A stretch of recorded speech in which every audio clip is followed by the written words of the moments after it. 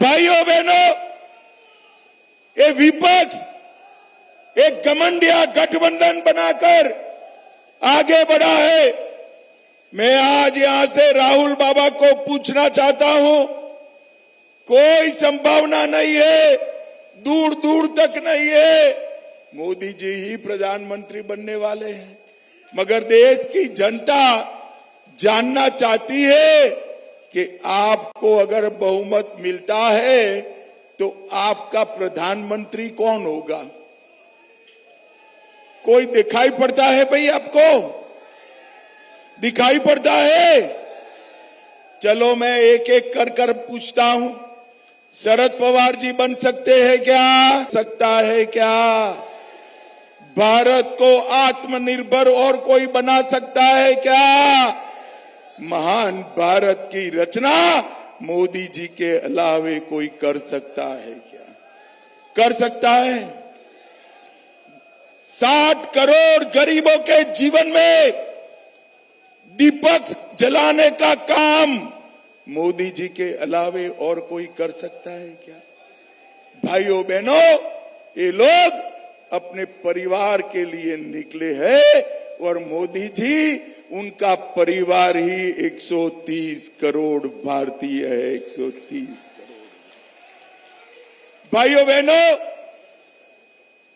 मुझे एक बात बताओ, डुमरियागंज वालों सोच कर बताना भाई, ये पाक ऑक्यूपाई कश्मीर हमारा है या नहीं? अरे जोर से बोलो, है या नहीं है? ये पाकिस्तान के नेता कहते हैं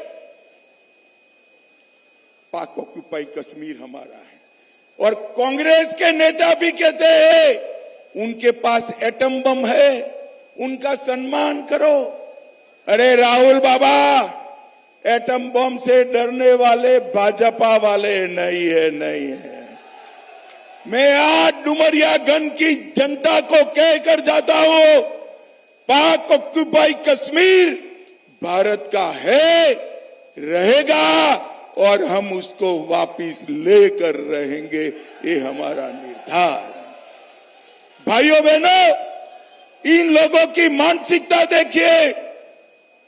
पाकिस्तान के पास एटम बम है तो पाक ऑक्यूपाई कश्मीर दे देंगे। अरे भाई, एटम बमों से देश के मसले हल नहीं होते हैं, नेता के एटम बम जैसे वज्र इरादों से होते हैं, जो मोदी जी में है, मोदी जी में।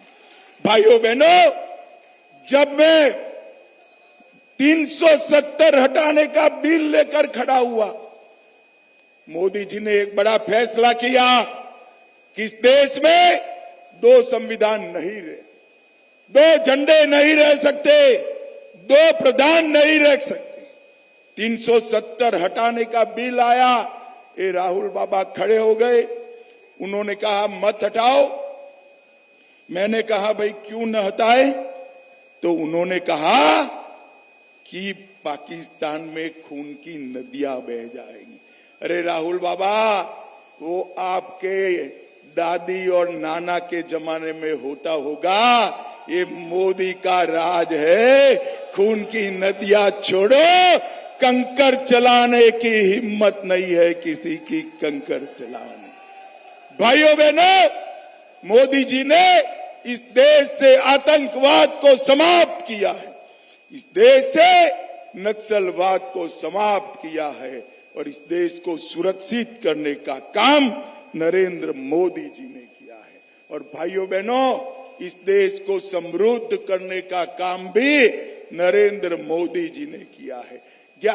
10 साल तक मनमोहन जी देश को 11वें नंबर का अर्थतंत्र रखे, 10 साल में मोदी जी 5वें नंबर का अर्थतंत्र बना दिए, 5वें नंबर। और मैं आज कहकर जाता हूं, जगदम्बिका जी को जिताकर मोदी जी को प्रधानमंत्री बना दो, 5 ही साल में 5वें नंबर से 3रे नंबर पर लाने का काम नरेंद्र मोदी जी। भाइयों बहनों,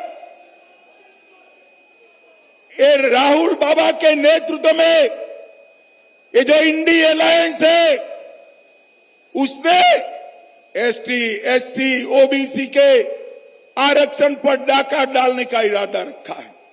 कल ही बंगाल की हाई कोर्ट में एक फैसला आया, ओबीसी की लिस्ट में, पिछड़ा वर्ग की लिस्ट में, अति पिछड़ा की लिस्ट में बंगाल सरकार ने 180 मुस्लिम जातियों को डाल दिया और हमारे पिछड़े वर्ग का आरक्षण का अधिकार मुसलमानों को देने का काम किया।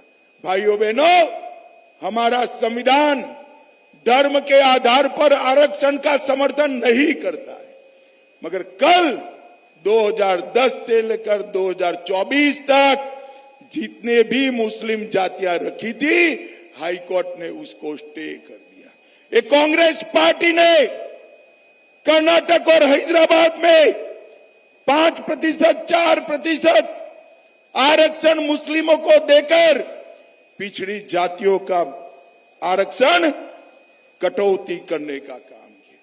मैं आज आपको वादा कर चाहता हूं, आप मोदी जी को तीसरी बार प्रधानमंत्री बनाओ, एससी, एसटी और ओबीसी के आरक्षण पर कोई डाका नहीं डाल पाएगा, ये मोदी का गारंटी है।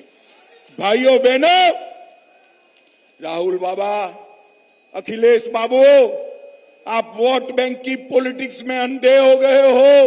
मेरी बात ध्यान से सुनो। मैं आज डुमरियागंज की भूमि पर डंके की चोट पर कहता हूं, हम धर्म के आधार पर मुस्लिम आरक्षण समाप्त कर देंगे और इसको एसटी, एससी और